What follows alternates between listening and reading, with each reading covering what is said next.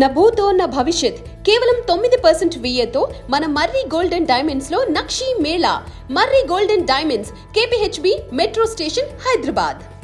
తెలంగాణ ప్రభుత్వంలో టీఎస్ఆర్టీసీని విలీనం చేసే ప్రక్రియ ప్రారంభమైనట్లుగా తెలుస్తుంది. ఇప్పటికే అటు ఏపీకి చెందినటువంటి అధికారుల నుంచి టీఎస్ఆర్టీసీ అధికారులు కొంత డేటా సేకరించినట్లుగా తెలుస్తుంది. దీనికి సంబంధించి ప్రస్తుతం ఏపీలో ప్రభుత్వంలో అటు విలీనం చేసిన తర్వాత ప్రస్తుత ఆర్టీసీ పరిస్థితి ఏ విధంగా ఉంది, ఏ విధమైనటువంటి లాభాలు ప్రస్తుతం అంతా మాట్లాడే ఏపీఎస్ఆర్టీసీ ఎంప్లాయీస్ దామోదర్ గారు చూస్తూ ఉన్నారు. విలీనం చేసిన తర్వాత ప్రస్తుత పరిస్థితి ఏ విధంగా?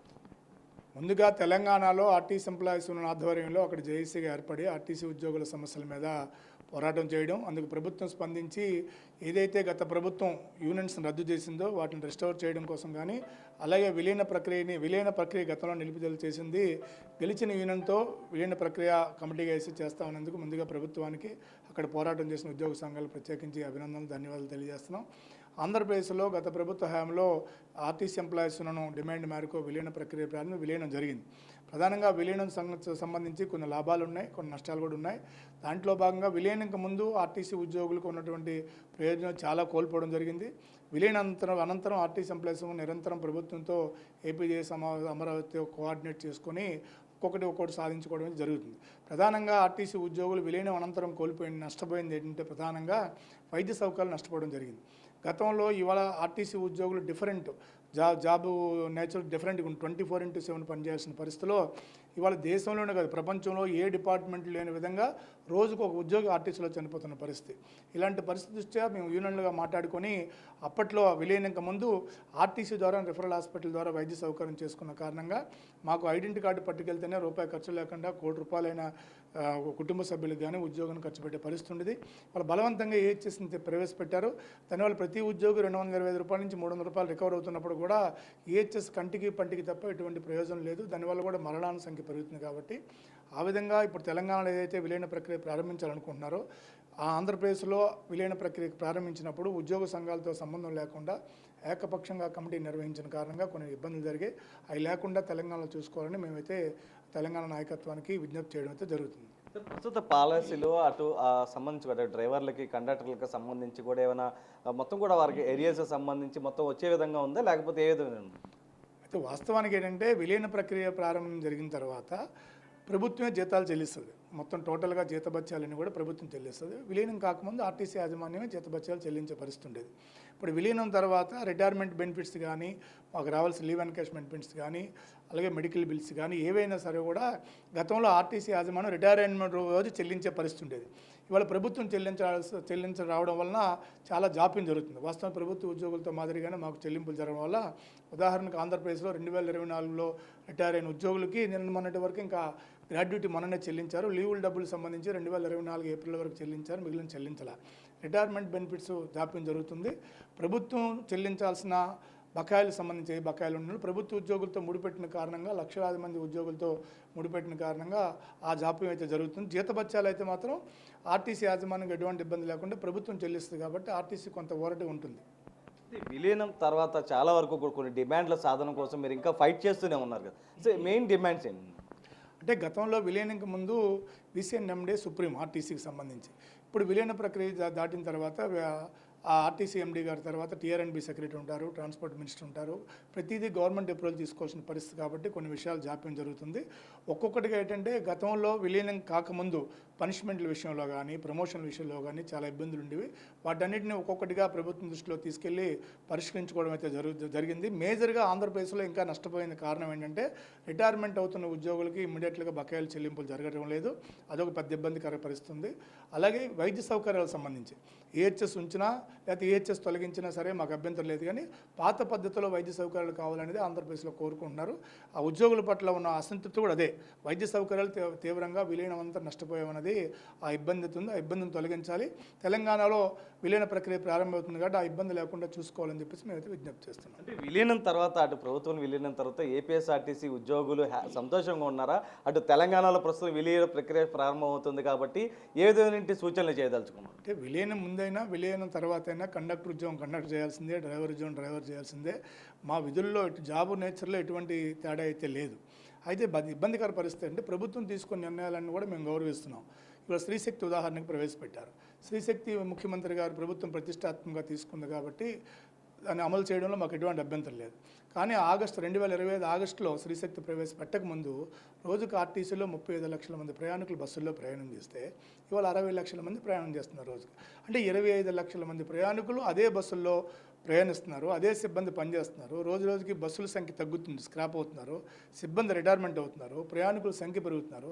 బస్సులు కొనకుండా, బస్సులు పెంచకుండా ఈ ఒత్తిడి తట్టుకోలే తీవ్రమైన మానసిక ఒత్తిడికి గురవుతున్నారు. దానివల్ల కూడా మరణాల సంఖ్య పెరుగుతుంది, ఉద్యోగులు అనారోగ్యానికి గురవుతున్నారు. కాబట్టి ఇంతకు ముందు అయితే ఆర్టీసీ సొంతంగా బస్సులు కొనుక్కునే పరిస్థితి. ఇవాళ ఒక బస్సు కొనాలన్నా ప్రభుత్వం అనుమతి ఇవ్వాల్సిన పరిస్థితి. ఇవాళ ప్రభుత్వం మొత్తం ఎలక్ట్రికల్ బస్సులు ప్రవేశపెడతాం. ఎలక్ట్రికల్ బస్సులకు ఆర్టీసీ ఎంప్లాయీస్ని మేము ఎటువంటి వ్యతిరేకం కాదు. కానీ ఎలక్ట్రికల్ బస్సులను ప్రైవేట్ ఓనర్స్ ద్వారా కాకుండా ఆర్టీసీ యాజమాన్యం ద్వారానే నడపాలి, ఆర్టీసీ సిబ్బంది ద్వారా నడపాలని కోరుకుంటున్నాం.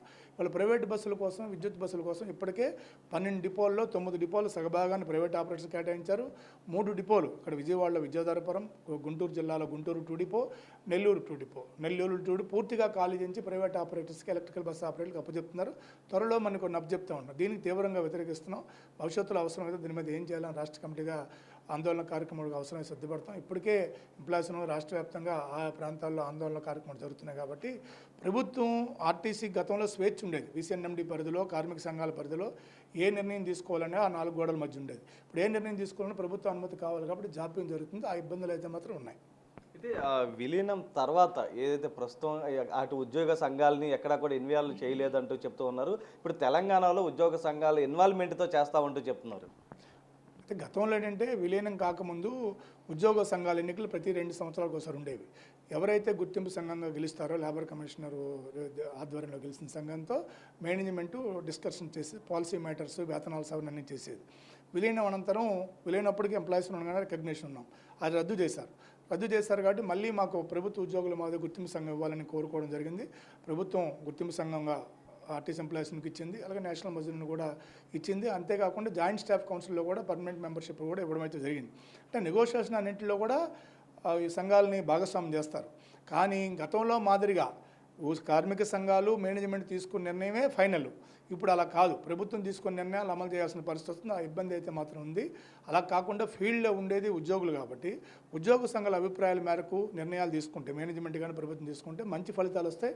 ఇటు సిబ్బంది ఇబ్బందులు గురగారు, ప్రభుత్వానికి కూడా మంచి పేరు వస్తుంది, ఫలితాలు కూడా బాగా వస్తాయి. కాబట్టి ఆ విధంగా ఆంధ్రప్రదేశ్లో కూడా చేయాలని మేము కోరుకుంటున్నాం. అలాగే భవిష్యత్తులో తెలంగాణలో ఆ ప్రక్రియ ప్రారంభించినప్పుడు కూడా అలాంటి నిర్ణయాలు చేస్తే ఉద్యోగులకు ఇబ్బందులు ఉండదు, ప్రభుత్వానికి మంచి పేరు వస్తుందని మేమైతే భావిస్తున్నాం. అంటే తెలంగాణలో సమ్మెకు మీరు ఆల్రెడీ ఇక్కడి నుంచి ఏపీ నుంచి మద్దతు ఇవ్వడం జరిగింది, నేరుగా వాళ్ళకి కొన్ని సూచనలు కూడా చేశారు. అయితే ప్రస్తుతం విలీన ప్రక్రియ ప్రారంభమైన సమయంలో అటు ఉద్యోగస్తులు మేలు కోరే విధంగా కూడా మీరు ఏ విధంగా సజెస్ట్ చేయబోతున్నారు? అంటే మీరు ఇక్కడ ఎదుర్కొన్నటువంటి అంశాలు అటు తెలంగాణ ఉద్యోగ సంఘాలతో నేరుగా అటు ప్రభుత్వం విలీన ప్రక్రియ చేపడుతుంది కాబట్టి వారికి సంబంధించి ఎటువంటి సూచనలతో ముందుకెళ్లాలని చూపుతున్నారు? మేము తెలంగాణలో జేఏసీ సమ్మె ప్రారంభించిన తర్వాత ఎప్పుడైతే ఆత్మహత్యల ప్రక్రియ ప్రారంభమైందో దాన్ని తీవ్రంగా ఆవేదనకు గురవడంతో ఆత్మహత్యల వల్ల సమస్య పరిష్కారం కాదు, ఉద్యోగులంతా ఐక్యంగా ఉండి పోరాటం చేయాలి, పోరాటానికి పూర్తి మద్దతుతో సంఘీభావం తెలియజేయడం జరిగింది. అక్కడ ఆ ఉద్యమం రావడానికి కారణం ఏంటంటే ప్రభుత్వం పూర్తిగా ఏకపక్షంగా, ఈ ప్రభుత్వం గత ప్రభుత్వం ప్రవేశపెట్టిన నిర్ణయాన్నే ఉద్యోగ సంఘాలు లేకుండా ఏకపక్షంగా వ్యవహరించిన కారణంగా ఉద్యోగుల మీద తీవ్రమైన పనిభారం, అంటే ఆనాడు ఆంగ్లో ఇండియన్ల కంటే ఎక్కువగా ఆర్టీసీ అధికారులు వేధించే స్థాయికి వచ్చేసారు. ఇంకా తట్టుకోలేని పరిస్థితులు ఉద్యమానికి తప్పనిసరి పరిస్థితులు చేశారు. అది చాలా బాధాకరం. ఆ పరిస్థితికి మాత్రం ఎవరికి రాకూడదు.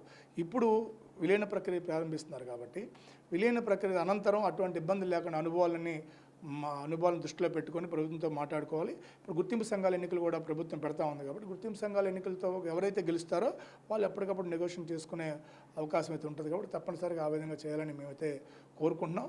భవిష్యత్తులో కూడా ప్రభుత్వం ఆర్టీసీ ఎంప్లాయీస్ ఉండగా ఇప్పటికే మా సంఘాలకు, సహకార సంఘాలకి డేటా అంతా ఇవ్వడం జరిగింది. విలీనం వల్ల వచ్చిన లాభాలేంటి, నష్టాలేంటి, ఎలా ముందుకు పోతే బాగుంటుంది అనేది మొత్తం డేటా అంతా కూడా అక్కడ కార్మిక సంఘాలకు మేము అందజేయడం జరిగింది. తప్పకుండా వాళ్ళకి ఎటువంటి సూచన సలహాలు కావాలన్నా మాకున్న అనుభవాల మేరకు తప్పకుండా అక్కడ జేఏసీ నాయకత్వానికి అందజేయడం అయితే జరుగుతుంది. అంటే ఏ లాభ నష్టాలు అంటే ఏమేమి ఇచ్చేసారు అంటే తెలంగాణ ఉద్యోగులకు సంబంధించి? అంటే ప్రధానంగా విలీనంకి ముందు ఉన్నటువంటి ఉద్యోగుల ప్రయోజనాలు అనేది అందరికీ అక్కడ తెలిసిందే, మాకు తెలిసిందే. విలీనం అనంతరం ఆర్టీసీ ఉద్యోగులకు సంబంధించి ఉదాహరణకి స్పెషల్ రేట్ ఇంక్రిమెంట్స్ ఉన్నాయి. విలీనం ముందు 2 ఇంక్రిమెంట్లు ఉండేవి, 9 ఏళ్ళకి ఒకసారి, 18 ఏళ్ళకి ఒకసారి. అలాగే 4 ఏళ్ళకి ఒకసారి వేతనాల సవరణ ఉండేది విలీనంకి ముందు. విలీనం అనంతరం 5 సంవత్సరాలకు ఒకసారి వేతనాల సవరణ జరుగుద్ది.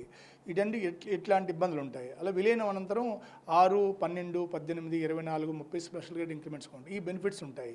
కానీ పదోన్నతుల విషయంలో ఈ ఉదాహరణకి చిన్న పనిష్మెంట్ ఉన్నా సరే పదోన్నతి ఇవ్వరు గవర్నమెంట్ ఎంప్లాయీస్లో. ఆర్టీసీ ఉద్యోగులకు అది లేదు. ఆ సడలింపులన్నీ కూడా ఇక్కడ తెచ్చుకోవడం జరిగింది. ఇలాంటి ఇబ్బందులన్నీ వచ్చాయి. ఈ ఇబ్బందులన్నీ ఒక్కొక్కటి ప్రభుత్వం దృష్టిలో తెచ్చుకున్నాం కాబట్టి అలాంటి ఇబ్బందులన్నీ వచ్చిన తర్వాత పరిష్కరించుకునే కంటే ముందే వాటన్నిటి మీద దృష్టి పెట్టి అవన్నీ లేకుండా చేసుకోవాలని చెప్పేసి, అలాగే ఈహెచ్ఎస్ని కూడా బలవంతంగా తీసుకెళ్లారు. ఆ ఈహెచ్ఎస్ మాత్రం పెట్టుకోకుండా పాత పద్ధతిలోని వైద్య సౌకర్యం ఉండాలని సూచించడం జరిగింది. అలాగే ఎస్ఆర్ బేస్ ఉండేది మా డబ్బులతో మేము పెట్టుకున్న స్కీమ్ ఎస్ఆర్ బేస్ పెన్షన్ కూడా 3004 వచ్చి అది బలవంతంగా తొలగించారు. అది కూడా చేయలేదు. ఓపీఎస్ కావాలని మేము అడగడం అయితే జరిగింది, ఓల్డ్ పెన్షన్ కావాలని. ఓల్డ్ పెన్షన్ వాళ్ళు ఇవ్వాల, ఎందుకంటే 2021లో 20లో విలీనం చేశాం కాబట్టి 20 నాటికి ఆల్రెడీ సిపిఎస్ వచ్చేసింది కాబట్టి అని. కానీ మాకు 20లో మేము జాయిన్ అవ్వాల. 89లో ఎప్పుడో 30 ఏళ్ళు 34 ఏళ్ళు జాయిన్ అయ్యాం కాబట్టి ఆ డేటుకు ముందు 2004కు ముందు ఎవరైతే ఉద్యోగులు ఉన్నారో వాళ్ళందరికీ ఓపీఎస్ ఇవ్వాలి న్యాయబద్ధంగా. ఆ విధంగా ఇక్కడ ఇబ్బందులు జరిగి ఆ ఇబ్బందులను లేకుండా చూసుకోవాలని చెప్పి సూచించడం అయితే జరిగింది. ఇది ఏపీలో ప్రభుత్వంలో విలీనం తర్వాత తాము ఎదుర్కొన్నటువంటి ఇబ్బందులకు సంబంధించి తెలంగాణ జేఏసీకి కొన్ని సూచనలు జరిగింది. ఇప్పటికే కొంత డేటా అనేది ఇవ్వడం జరిగింది. ప్రధానంగా ఈహెచ్ఎస్ ఖాతాకు ఏదైతే గతంలో జరిగే ట్రీట్మెంట్ ఏ విధంగా దాని పరంగానే ట్రీట్మెంట్ జరిగే విధంగా చూసుకోవాలంటూ కూడా అటు సూచించినట్టు తెలుస్తుంది. దాంతోపాటు కొన్ని లోటుపాట్లు ఏమైనా, ఎందుకంటే ఇప్పటికే అటు ప్రభుత్వ ఉద్యోగ సంఘాల నేతల సిఫార్సులతో మొత్తం ఏదైతే ఒక కమిటీగా ఏర్పడి మొత్తం దాని పరంగా విలీన ప్రక్రియ చేపడతామని చెప్పింది. గత జరిగిపోయిన తర్వాత కన్నా ముందుగానే ఈ లోటుపాట్లన్నీ సరి చేసుకుంటే కనుక ఉద్యోగులకు మేలు చేసే విధంగా అటు తెలంగాణకు సంబంధించి కూడా విలీన ప్రక్రియ జరుగుతుంది. ఆ విధంగా ముందుకెళ్తే బాగుంటుందంటూ కూడా అటు ఏపీఎస్ఆర్టీసీ ఎంప్లాయీస్ దామోదర్ అయితే సూచిస్తున్నటువంటి పరిస్థితి కనిపిస్తుంది. సాయితో నరసింహ, బిగ్ టీవీ, విజయవాడ.